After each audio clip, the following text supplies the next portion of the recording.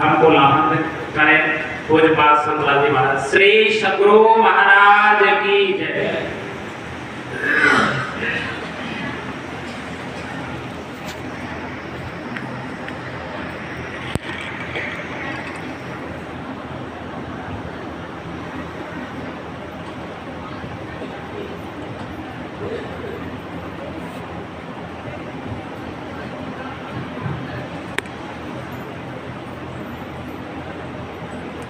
ब्रह्मानंदं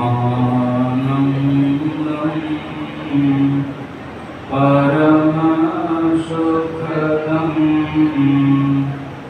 केवलं ज्ञानमूर्तिं द्वन्द्वातीतं गगनसदृशं तत्त्वमस्याभिलक्ष्यम् एकं नित्यं विमलमचलं सर्वधी साक्षिभूतं भावातीतं त्रिगुणरहितं सद्गुरुं तं नमामि। सद्गुरुं तं नमामि।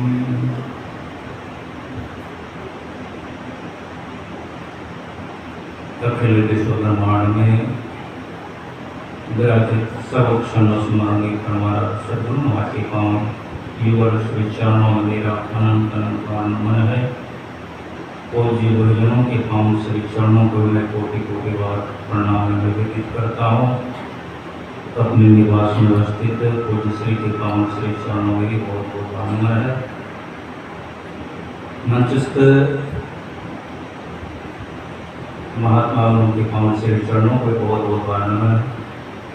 उपस्थित सत्संग प्रेमी महानुभाव, माता वंदना, सबों को मैं अपना प्रणाम निवेदित करता हूँ और निवेदन करता हूँ कि एक बार हम लोग गुरु महाराज की जय ध्वनि करें। बोलिए श्री सद्गुरु महाराज की जय। अभी हम लोग रामचरित मानस सार सटीक से पाठ श्रवण किए हैं, जो लगभग आज से 9 लाख वर्ष बीत चुका है। तब की बात है कि भगवान ने वह सभा बुलाया और उस सभा में भगवान क्या कहे, वही प्रश्न हम लोग सुन रहे थे। बहुत संक्षेप में यही भगवान कह रहे हैं, यह जो शरीर मिला हुआ है हम लोगों को जो देख रहे हैं, यह देव दुर्लभ शरीर मिला। इसलिए देवी देवता को ललायित है इस शरीर को पाने के लिए। 84 लाख योनियों में यह सिरमौर शरीर मिला हुआ है। मनुष्य शरीर में भी आकर के हम लोग देखते हैं,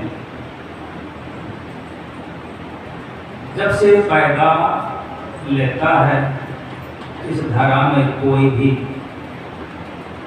कुछ ही दिन के बाद ही देखते हैं, जब होश संभालता है तो बच्चे जैसे बढ़ते जाते हैं प्रयास करते हैं सुखी होने के लिए। बड़े होकर के भी देखते हैं जो पढ़े लिखे नहीं हैं, जी तोड़ परिश्रम करता है, मेहनत करता है सुखी होने के लिए कि नहीं। कोई शारीरिक परिश्रम करता है, कोई मानसिक परिश्रम करता है, अपनी औकात के आधार पर संसार में सुखी होने के लिए कितना परिश्रम करके सुखी होने के लिए चाहता है, वो सुखी हो जाए। तीर्थ करता है, व्रत करता है, यज्ञ याग कर्म कांड क्या नहीं करते। कितना कष्ट करके रुपया खर्चा करके शरीर को गला करके सड़ा करके तीर्थों धामों में जाते हैं, सब कुछ करके कितने कितने खर्च हो जाता है इसलिए दुख उठाने के लिए, लेकिन दुख होता है। सुखी होने के लिए ही सब चाहते हैं और सारा प्रयास भी होता है। कैसे सुखी होंगे? सभी संत भगवंत सबके सब यही बात हिदायत करता है। हम सुखी कैसे होंगे? तो जहां सुख है, जब तक वहां नहीं जाएंगे, सुख जहां नहीं है वहां क्या मिलेगा? वस्तु रखी हुई है कहीं और ढूंढ रहे हैं कहीं, क्या मिलेगा? घर के अंदर संदूक में हम सामान रखे हैं और बाहर में, गांव में, शहर में, कस्बे में, तीर्थों में, धामों में खोजेंगे, क्या वो चीज मिलेगी? सुख स्वरूप एकमात्र परमात्मा है। जब परमात्मा मिलेंगे तभी सुखी हो सकते, जब तक वो नहीं मिलेंगे तब तक हम सुखी नहीं हो सकते। यही हम लोग सुन रहे थे। भगवान राम हिदायत करते हैं, क्या कहते हैं? जो परलोक यहाँ सुख चाहो, सुनी मम वचन हृदय दृढ़ कहो। सुनत सुखद मार्ग यह भाई, भक्ति मोर पुराण श्रुति गाई। उसी कड़ी में आगे में जहाँ तक पाठ श्रवण किए उसी के भगवान राम कहते हैं, यह शरीर जो मिला है, यह साधनों का घर मिल गया आपको। इस शरीर से जैसा साधन, जैसा उपाय, जैसा कर्म करेंगे तो वैसी ही गति होगी, वैसे ही फल को पाएंगे हम। अगर इस शरीर से भूत बनने का साधन करेंगे, भूत ही बनेंगे। कहेंगे अब भूत बनने का साधन, मनुष्य के शरीर में आए हैं और आप भूत को पूजते हैं, पूजेंगे तो आप भूत ही बनेंगे। मैं नहीं कहता, भगवान श्री कृष्ण के वचन को सुन पढ़ के देख लीजिए। भगवान श्री कृष्ण कहते हैं, भूतों को पूजने वाला भूतों को प्राप्त होता है, पितरों को पूजने वाला पितरों को, देवी देवताओं को भजने पूजने वाला देवी देवताओं को, मेरा मुझको। भगवान श्री कृष्ण कहते हैं, उसी बात को भगवान श्री राम भी कर रहे हैं, दूसरे ढंग से कहते उसी बात को। यह शरीर क्या है? उनको साधन कर्म, जैसा कर्म करेंगे आपकी गति वैसे ही होगी, वैसे ही फल प्राप्त करेंगे। भूत बनने वाला काम करेंगे, साधन करेंगे, उपाय करेंगे, क्या बनेंगे आप? देवता क्या बनेंगे? भूत ही बनेंगे, कुछ नहीं बन सकते दूसरा। पितरों को पूजेंगे, पितर बनेंगे, देवी देवताओं को भजेंगे, पूजेंगे, देवी देवता बनेंगे। फिर भटकेंगे 84 लाख जीवन में। फिर तुलसी साहब हिदायत करते हैं, मनुष्य के शरीर में आए, पुण्य करेंगे, फल क्या होगा? पुण्य के प्रताप से स्वर्ग चले जाएंगे। 7 प्रकार के स्वर्ग लोक हैं, 7 प्रकार के स्वर्ग लोक में जिस तरह से यहाँ हम लोग सुख को देख रहे हैं, वैसे ही सुख वहाँ भी ऊंचा नीचा ईर्ष्या द्वेष लगी हुई है। शाश्वत सुख वहाँ भी नहीं है। पुण्य ठीक उसी से हिदायत करते हैं।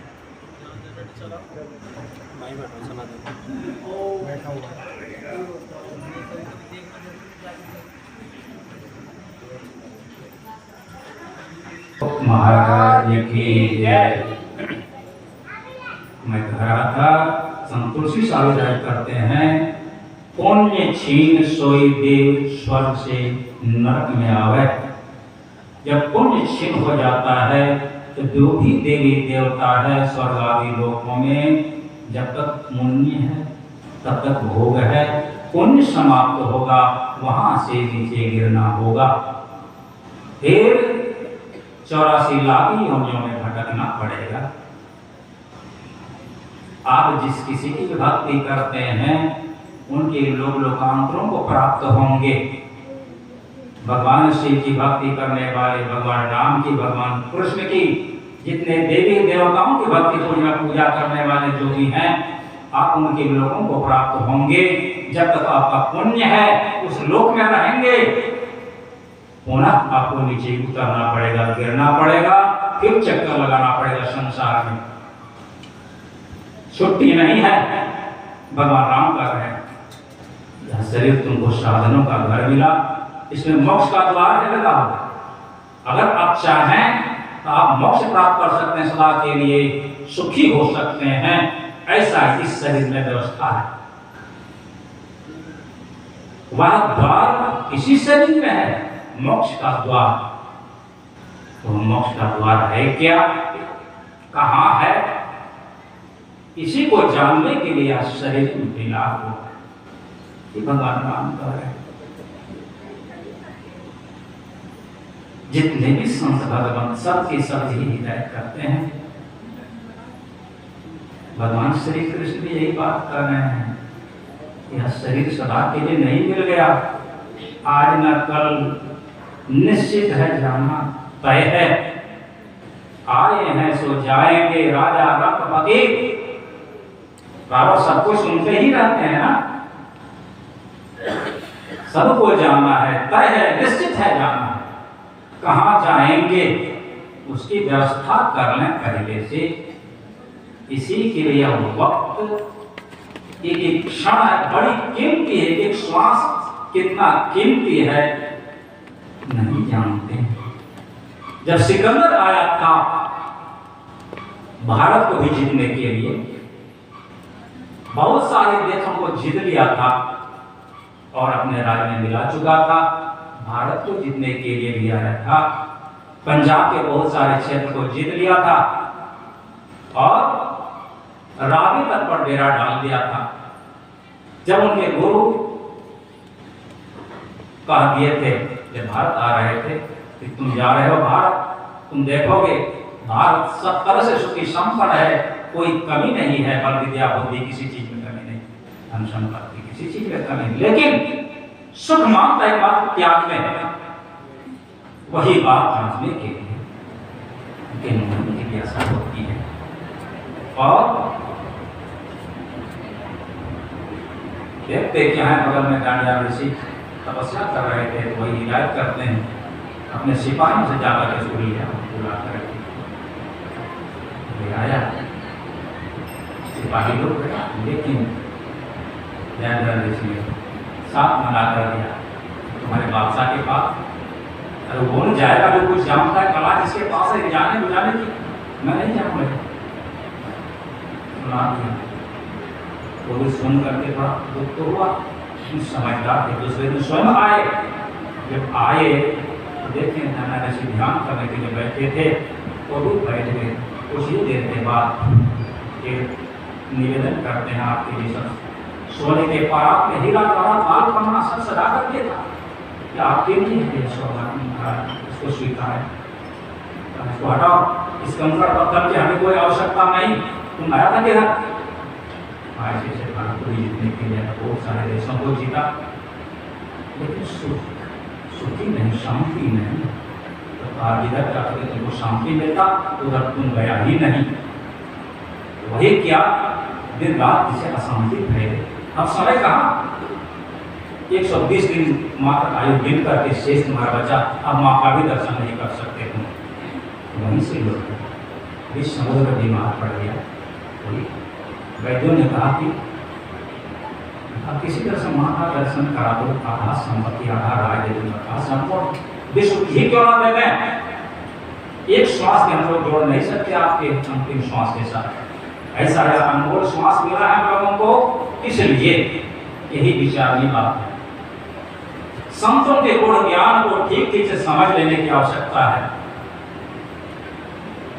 यह शरीर जो मोक्ष का द्वार लगा हुआ है, अर्थात परमात्मा को पाने की बात कहे, भक्ति की पराकाष्ठा को प्राप्त करने की बात कहे, अपना परम कल्याण की बात कही, एक ही बात है। अपना परम कल्याण कैसे होगा, मोक्ष की प्राप्ति कैसे होगी, परम शांति का प्राप्त होना कब कैसे संभव है, किस विधि से होगा, यही विचार की बात है। यही बात भगवान राम भी कर रहे हैं। भगवान कहते हैं मेरी भक्ति, मैं कौन, भगवान राम ने हनुमान बाबा से कहा, हनुमान बाबा ने पूछा हनुमान बाबा ने भगवान से, मैं आपका भजन कैसे करूं, किस रूप में? भगवान श्री राम ने कहा हनुमान बाबा को, मेरे शुद्ध सत्य स्वरूप का तुम भजन करो। मेरा शुद्ध सत्य स्वरूप क्या है? मुक्ति को उपनिषद में भगवान श्री राम उपदेश करते हैं हनुमान बाबा को, आसतम आस्पर्शम आरूपम आसामित्यम अगन्धवश्यत अनाम गोत्र रूप ये दृश्य भजस नित्यम कम जाति है। तो सबसे रहित है, रूप रस शब्द गंध स्पर्श कुछ भी नहीं है, जिसका जन्म ही नहीं, जिसका जाति गोत्र कहाँ से होगा? जिसका जन्म होगा उसी ना कहा जाति गोत्र कुछ होगा, तो कुछ नहीं। ये शुद्ध सत्य स्वरूप का भजन करो। कैसे भजन करेंगे? जो कुछ नहीं है, नाम रूप कुछ भी नहीं, इसका नाम भी नहीं, रूप भी नहीं, कुछ भी नहीं, कहना ही संभव नहीं, उसका भजन कैसे करें? क्या बिना जाने हो सकता है? अभी जो संसार का भजन करते हैं, गीत गाते हैं, क्या यही भजन है? जितने भी संत हैं भगवंत हिदायत करते हैं, तीन अवस्था में हम लोग पड़े हुए हैं। जागृत की अवस्था है, स्वप्न की अवस्था है, गहरे नींद की अवस्था में आया आना जाना लगा ही रहता है।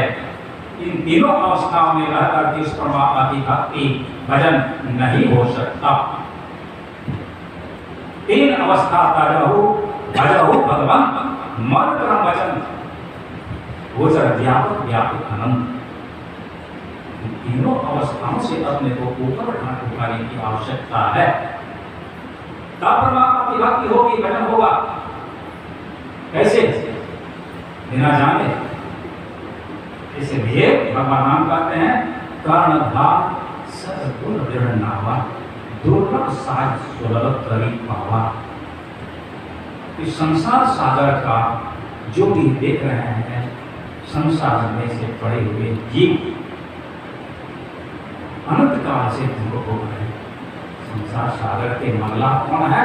भगवान राम कहते हैं वो संसर्जो कर्णधार सद्गुण दृढ़ नावा। नाव शरीर को कहा है, नाव मिल गया हम लोगों को, नाव मिली ही है। सब फटू सा हिदायत करते हैं, नाव मिली केवट नहीं, कैसे उतरे पार? कैसे उतरे पार? पति विश्वास न आवे, लगे नहीं बैराग याद को कैसे पावे, मन में धरे न ध्यान, नहीं सत्संगति रहनी, बात करे कान प्रतिबिंब जैसे कहानी, छोटी डरमगी संत को वचन न माने, मूर्ख करे विवेक चतुराई अपनी नामे, सद्गुरु संत का तनिक न करे विचार, नाव मिली केवट नहीं, कैसे उतरे पार? संसार सागर से कैसे पार उतरेंगे? नाव मिली हुई है नाव, लेकिन इसको खेलने वाले वो संसर्गुरु जब तक नहीं मिलेंगे, इसलिए संत हिदायत करते हैं सोई देवा को पूजे सब देवन के देव, और जो चाहो भक्ति तो सद्गुरु अपना सेव। कहीं उपाय नहीं है, एकमात्र यही है कि संसर्गुरु जो एक हाथ परमात्मा के पास और दूसरा हाथ का ये संसार के परिस्थितियों में है, जिनकी वो है संसर्गुरु। उसमें परमात्मा ने अंतर नहीं, इसलिए आवश्यकता है संतों के ज्ञान को हम पूर्वक सुने, समझें और समझ कर इसको धारण करें।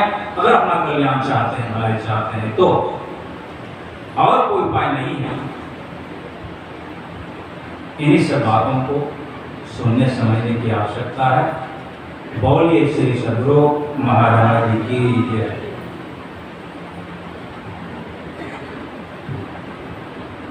श्री सद्गुरु महाराज की जय।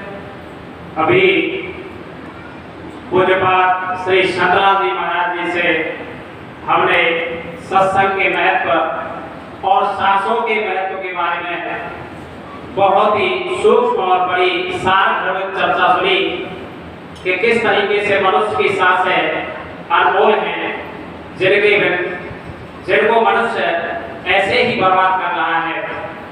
अब सत्संग की श्रृंखला में आगे मैं